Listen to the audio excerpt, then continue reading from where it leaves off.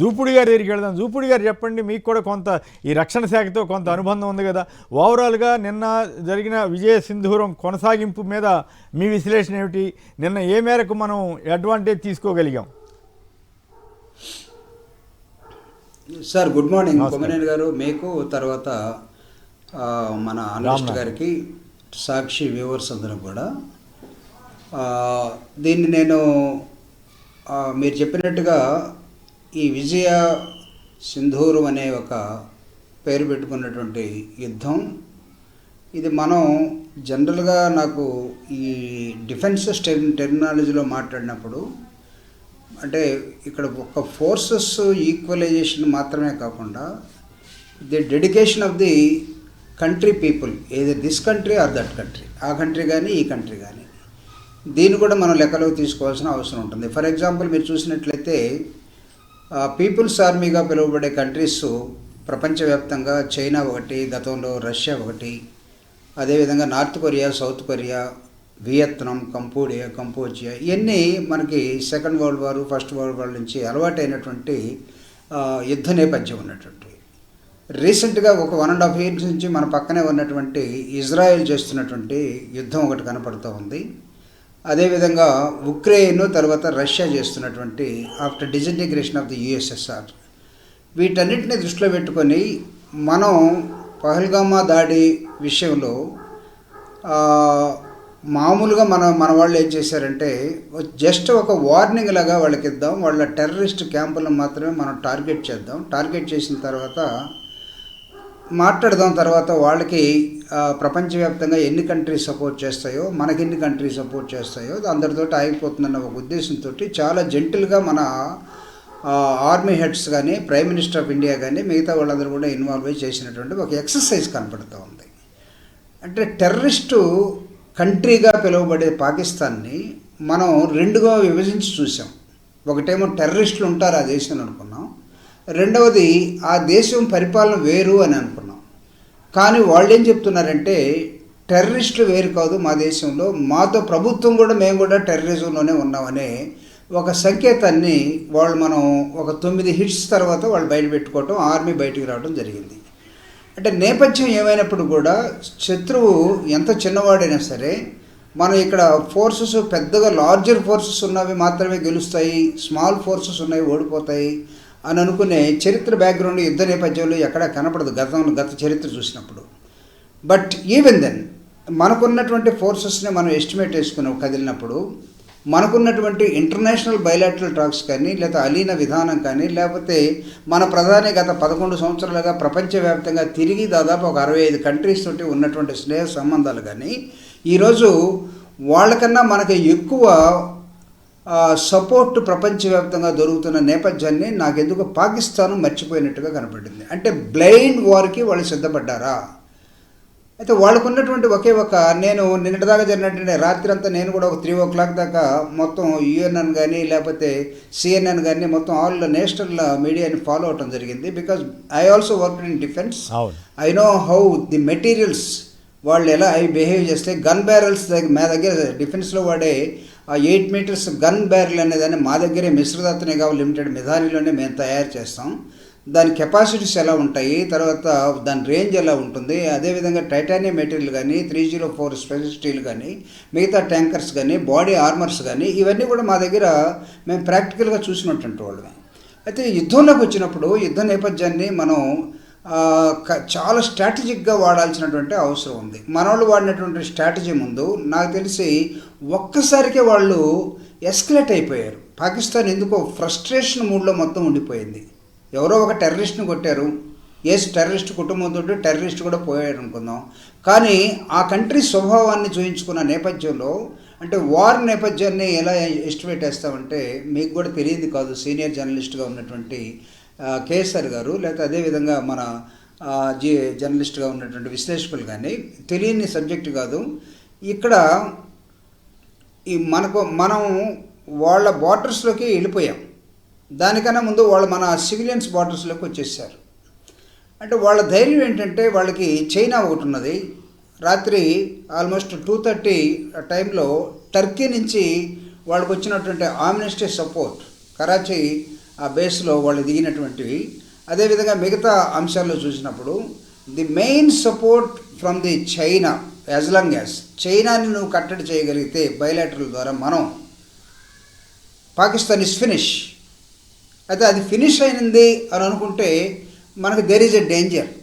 ఎందుకంటే ఈరోజు మీరు నార్త్ కొరియాలో Kim first time of Trump ఎరా, కిమ్కి ట్రంప్కి ఎక్కడో ఒక చోట నార్త్ కొరియా దీవుల్లో ఒక చిన్న సమావేశం జరిగింది. ఆ దేశం ఈ దేశం. ట్రంప్ చాలా విషయాలు మాట్లాడుతూ ఉంటే కిమ్ సెడ్ వన్. మీరు అప్పుడు మనకి ఒక విచిత్రమైన అంశం ఏంటంటే కిమ్ డెమాన్స్ట్రేట్ చేసి ట్రంప్కు చూపించాడట. Say I have got so many nuclear weapons, if this button I press, ఈ బటన్ నేను ప్రెస్ చేస్తే మీ అమెరికా పోతుంది, ఈ బటన్ నేను ప్రెస్ చేస్తే చైనా పోతుంది, ఈ బటన్ నేను ప్రెస్ చేస్తే పుతిన్ పోతాడు.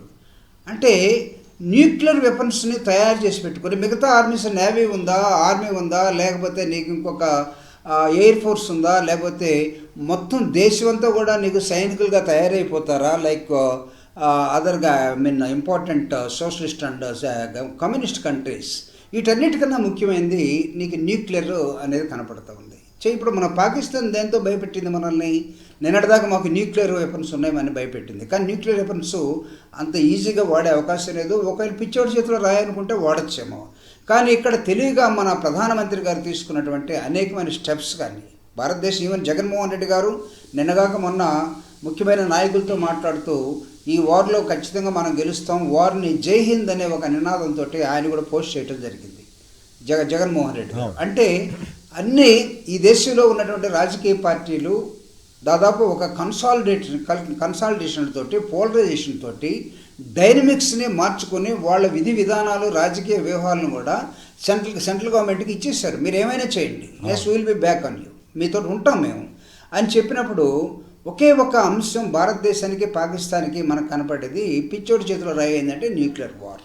ఇక్కడ దాకా ఒకవేళ రాత్రి రూడియో అనుకుంటాను from the assistant secretary defence from America, ఈ స్పోక్ టు ది మన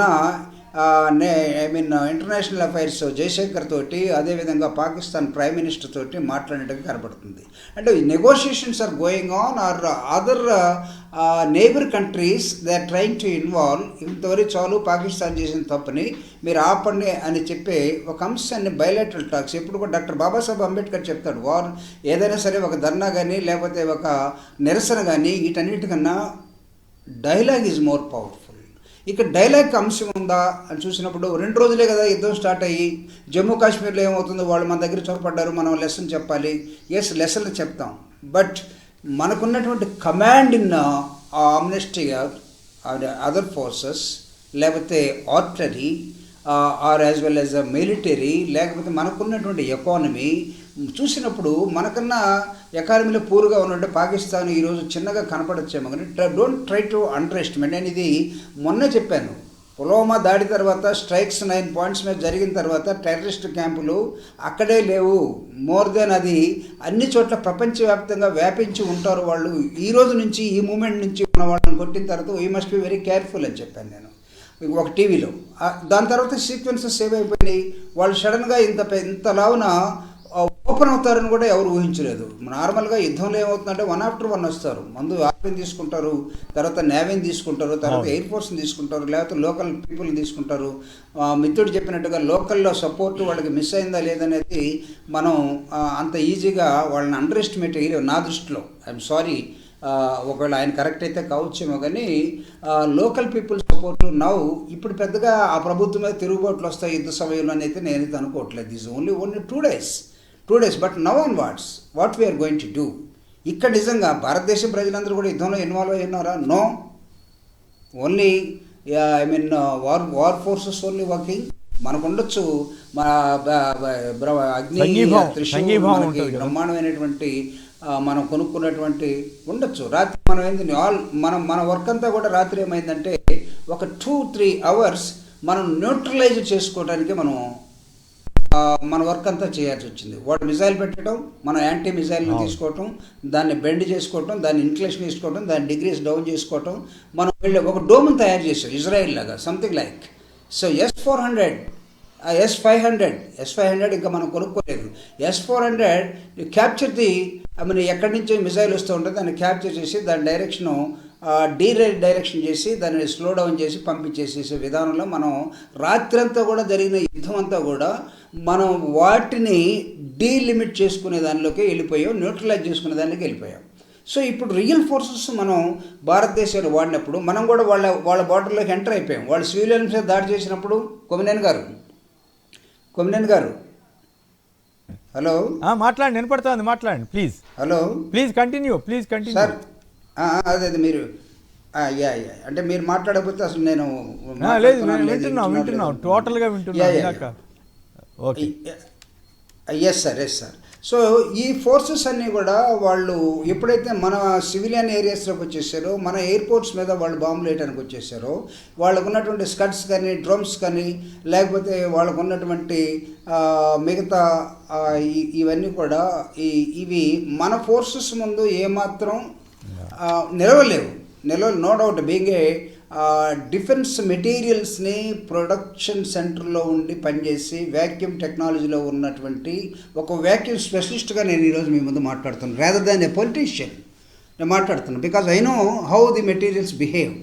సో వీటన్నిటిని మనం చూసినప్పుడు వాళ్ళు మన బార్డర్లోకి వచ్చేసిన తర్వాత మనం ఏం చేసాం, మనం ఇంకా కూడా లాహోర్ను కొట్టాం, కరాచీని కొట్టాం, ఇస్లామాబాద్ను కొట్టాం, మనం కొడుతున్నాం. నో డౌట్ వాళ్ళ బేసిస్ని కొడుతున్నాం, మన సివిలియన్స్ మీదకి మనం వెళ్ళలేదు. కానీ వాళ్ళు ఏం చేస్తున్నారంటే దే ఆర్ ఫ్రస్ట్రేషన్ తోటి నంబర్ ఆఫ్ సెంటర్స్ నుంచి